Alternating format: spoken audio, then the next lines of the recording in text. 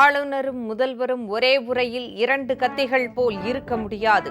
சட்ட மசோதாவை நிறுத்தி வைக்க ஆளுநருக்கு அதிகாரம் இல்லை என்றும் உச்சநீதிமன்றத்தில் தமிழக அரசு வாதம்.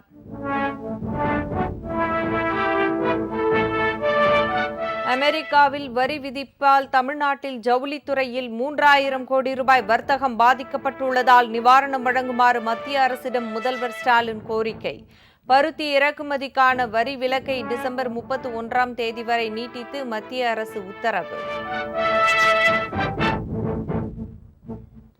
சத்தீஸ்கரில் ஏற்பட்ட வெள்ளப்பெருக்கில் சிக்கி தமிழ்நாட்டின் திருப்பத்தூரை சேர்ந்த ஒரே குடும்பத்தைச் சேர்ந்த 4 பேர் பரிதாபமாக உயிரிழப்பு.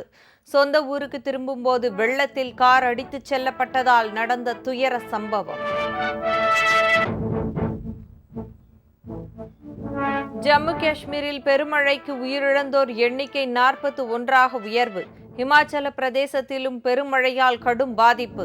பஞ்சாப் மாநிலத்தில் வெள்ளத்தில் சிக்கியவர்களுக்கு விமானப்படை வீரர்கள் உதவி.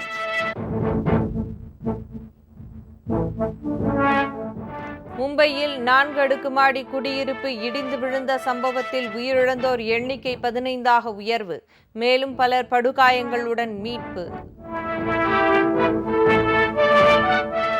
தொடர்ந்து ஏறுமுகத்தில் இருக்கிறது ஆபரண தங்கத்தின் விலை.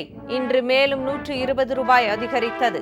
சென்னையில் ஒரு சவரன் 75,240 ரூபாய்க்கு விற்பனை.